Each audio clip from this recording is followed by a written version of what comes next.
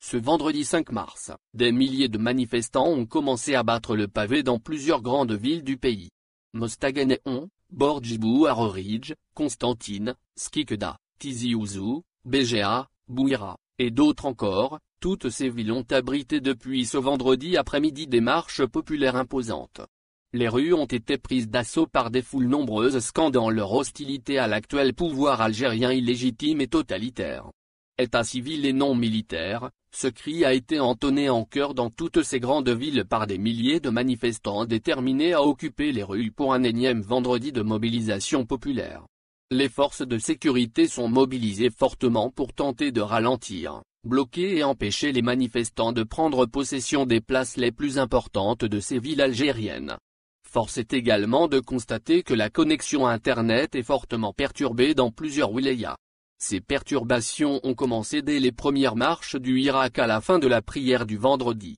Les activistes du Hirak ont dénoncé des manœuvres de censure visant à empêcher la circulation des images et vidéos des manifestations populaires sur les réseaux sociaux. En dépit de ces manœuvres désespérées, ce vendredi 5 mars a marqué bel et bien le retour du Hirak dans les rues algériennes. La révolte populaire reprend définitivement son second souffle.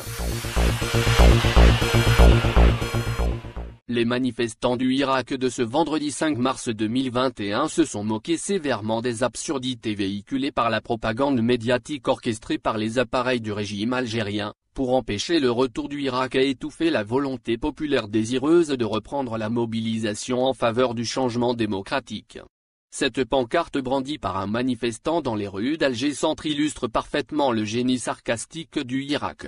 Ce manifestant a choisi de mettre en parallèle les trois arguments fallacieux du régime algérien pour empêcher le retour des contestations populaires, la pandémie, la pauvreté et le terrorisme.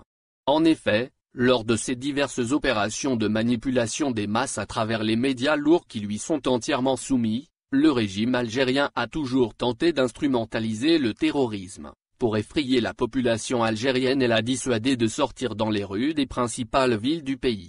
Les autorités algériennes ont poussé l'outrecuidance jusqu'à mettre en scène un terroriste, le fameux Abu Dada appelé communément Dadou par la rue algérienne, prétendant se servir du Hirak pour mettre l'Algérie à feu et à sang. À la veille de la reprise des marches du Hirak, les services de sécurité n'ont pas cessé de désamorcer des bombes ou de déjouer des attentats terroristes fomentés contre les foules mobilisées dans les rues. Comme par hasard, ces attentats terroristes n'avaient pas lieu d'être avant la reprise du Hirak. Le terrorisme se réveille de nouveau, juste au moment où les Algériennes et Algériens ont décidé de reprendre la lutte pacifique pour réclamer un état de droit, une démocratie et la nomination d'un gouvernement aux compétences avérées.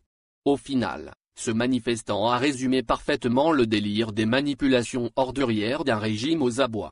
Un régime incapable d'empêcher la paupérisation de plusieurs millions d'Algériens. Un régime qui n'est même pas capable de soigner son propre chef à la suite d'une infection au Covid-19, en raison de l'état délabré du système national de santé. Un régime qui ment comme il respire parce qu'il n'est pas capable d'offrir à son peuple le développement, la dignité ou la droiture.